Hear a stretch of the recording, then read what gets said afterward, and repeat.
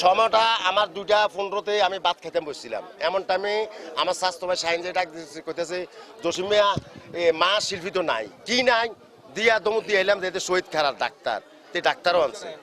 Doctor আনতে দিন গেলাম, ডাক্তার শহীদ কি হয়েছে, কয়েরা মারা গেছে। কি মারা গেছে যে কয়ার পরে সিলেবালা করে দেখলাম যে দুজনে মানে অর্থাৎ আঁকাবাগে শুয়ে রয়েছে। আমার শাশি আমার কাপড় উঠে রয়েছে আডের উপরে, তারপরে শিল্পী এমনি ছায়া রয়েছে মানে অর্থাৎ ধারণাটা তখন বোঝা যাইতেছে না কিভাবে কি শ্বাসরুদ্ধ করে না বিষ খেয়ে মরলো। আবার তারা কিছু খানা টানা পাওয়া গেছে, কিছু বমি ইয়া দেওয়া গেছে, কিছু কলও আসছিল, 2-1টা কলা ফুরিয়া রয়েছে চিটা বিটটা, এই ধরনের কাহিনী।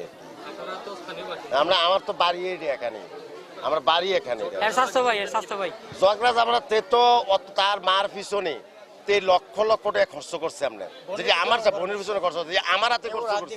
আমি বহু কবিরাজের কাছে লয়ে গেছি, হাজার হাজার টাকা ঢাকাতে স্যার কি কত টাকা বাড়াইছি। তখন বিয়ার পরে যাই তার একটু শারীরিক সমস্যা হয়ে গেছে। 1 বছরের মধ্যে একটু বউটা লই একটু মনে একটু সময় বউটা দেখতে পারে না। কিছু কিছু মহিলা তো আছে মানে মা বাবার খানা দেখতে পারে না, এটাই মানে তার সূত্র আর কি হইলো কথা। মানে মারে গোসল করতে দেয় না, মানে টয়লেটও যাইতে দেয় না, মানে খানা দিত না। আমরা কয়েকবার বিচার টিচারও আমরা করছি যে মিলিয়ে দিছি, এরপরে ওই আবার একই অবস্থা। আমার নাম জসিম।